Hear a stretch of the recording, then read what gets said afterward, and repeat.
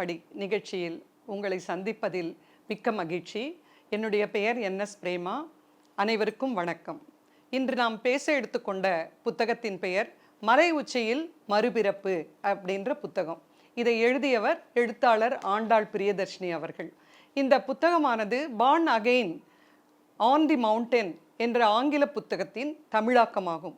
இது அருணிமா சின்ஹா என்ற மாற்றுத்திறனாளி பெண் எவரெஸ்ட் சிகரத்தை முதலில் உலகத்திலேயே மாற்றுத்திறனாளியாக இருந்து எவரெஸ்ட் சிகரத்தை எட்டிய பெண் என்பதனால் இந்த புத்தகத்தை அவர் எழுதியிருக்கிறார்.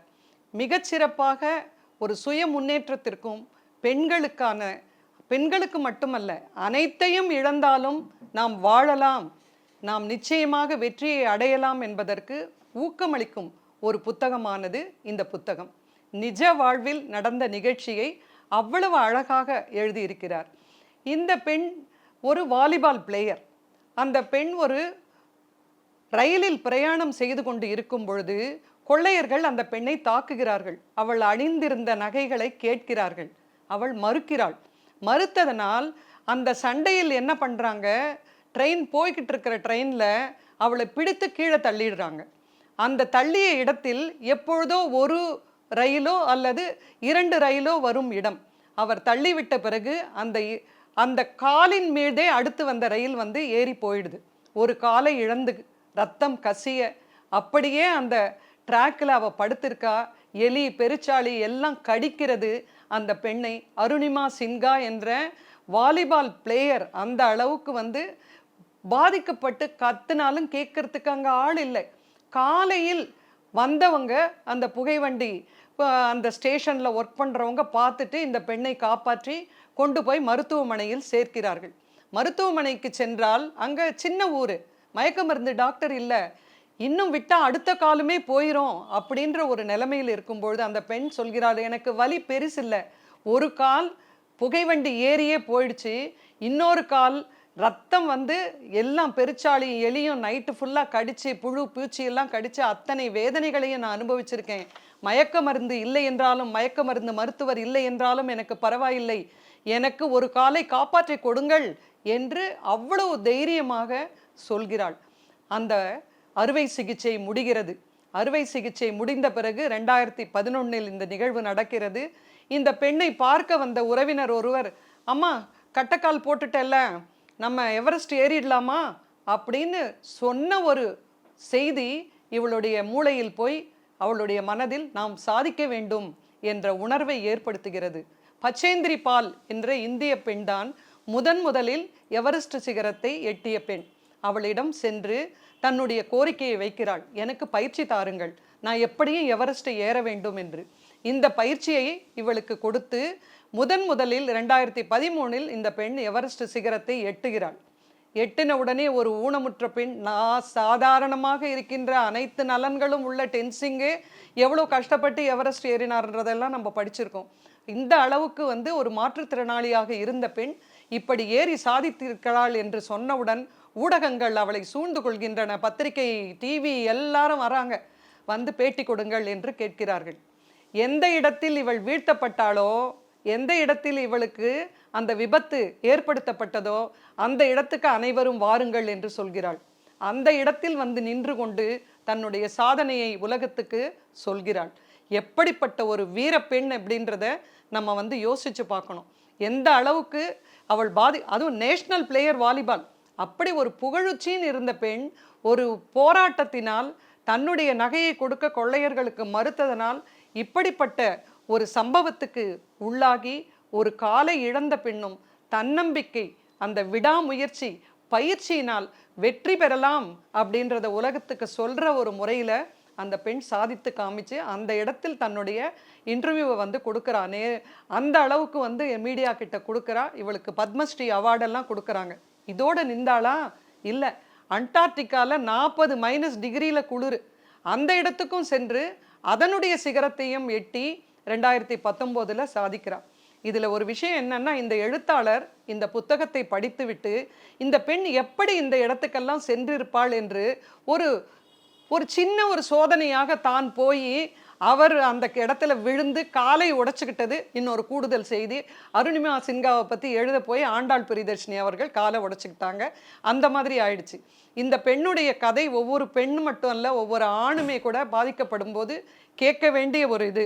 அந்த மலை உச்சியில் இருந்துக்கிட்டு சிகரத்தை தொட அரும்பாடு பட்டதையும் தம் கண் முன்னால் படம் போல் காட்ட அந்த ஆங்கில நாவலை மொழிபெயர்த்து அந்த அனுபவத்தை நூலாசிரியர் நேரில் அனுபவித்து அந்த முகவரியை எழுதுனதை மட்டும் படித்தோம்னாவே நம்மளுக்கு போகிறோம்.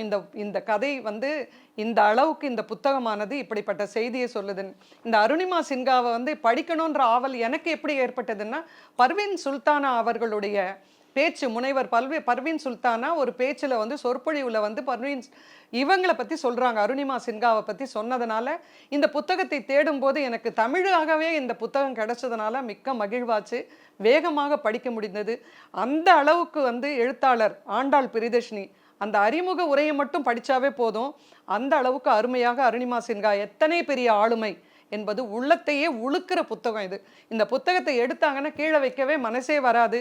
பெண்கள் படிக்க வேண்டிய ஒரு சுய முன்னேற்ற புத்தகம் மட்டுமில்ல, இந்த அளவுக்கு பாதிக்கப்பட்டாலும் நான் நிமிர்ந்து நான் வருவேன் அப்படின்றத ஒரு செய்தியை இந்த உலகத்துக்கே சொன்ன அந்த கதை அந்த அளவுக்கு அந்த பெண்ணுடைய சாதனையானது போற்றப்பட வேண்டும். அது நம்முடைய நாடு அதை போற்றி இருக்கு.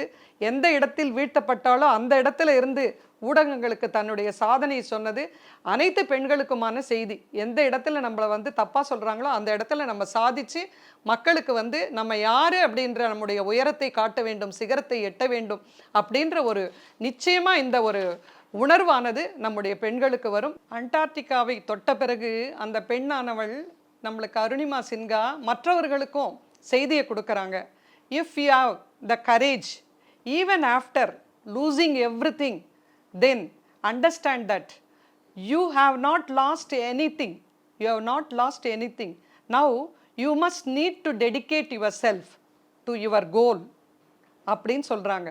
You must dedicate yourself to your goal. இவங்களுக்கு 2015 பத்மஸ்ரீ அவார்டு கொடுத்துருக்காங்க. லிம்கா புக் அவார்ட்லேயும் இவங்களுக்கு கிடைச்சிருக்கு.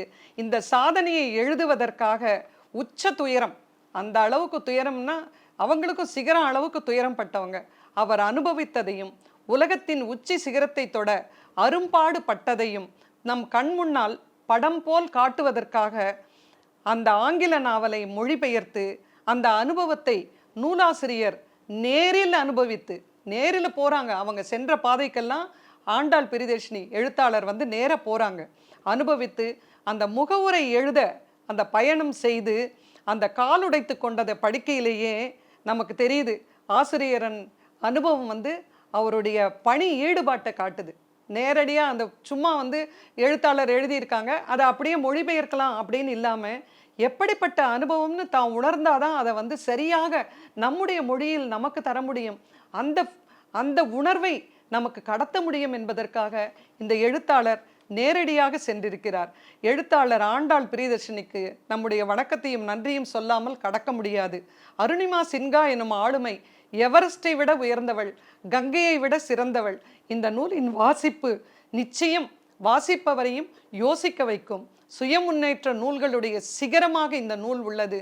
அனைவரையும் நூலை வாங்கி வாசிக்க வேண்டும் என்று நான் கேட்டுக்கொள்கிறேன். மாணவர்களுக்கு, குறிப்பாக பள்ளி மாணவிகளுக்கெல்லாம் இந்த நூலை பற்றி ஆசிரியர்கள் சொல்லணும். இப்படிப்பட்ட சாதனை பெண்மணி, ஊனம் ஒரு தடையே இல்லை, பெண்ணாக இருப்பது ஒரு தடையே இல்லை, சாதிக்கலாம் என்ற ஒரு முயற்சி இருந்தால் சாதித்து உலகத்தை நாம் எப்படியெல்லாம் நம்முடைய சாதனையை விளக்கலாம் என்பதற்கு அருணிமா சின்ஹா என்பவள் ஒரு சிறந்த எடுத்துக்காட்டு. அதை தமிழில் நமக்கு மலை உச்சியில் மறுபிறப்பு என்று ஒரு புத்தகமாக வெளியிட்டுள்ள எழுத்தாளர் ஆண்டாள் பிரியதர்ஷினி அவர்களுக்கும் நம்முடைய வாழ்த்துக்களையும் நன்றியும் சொல்லிக்கொள்ளலாம். நன்றி, வணக்கம்.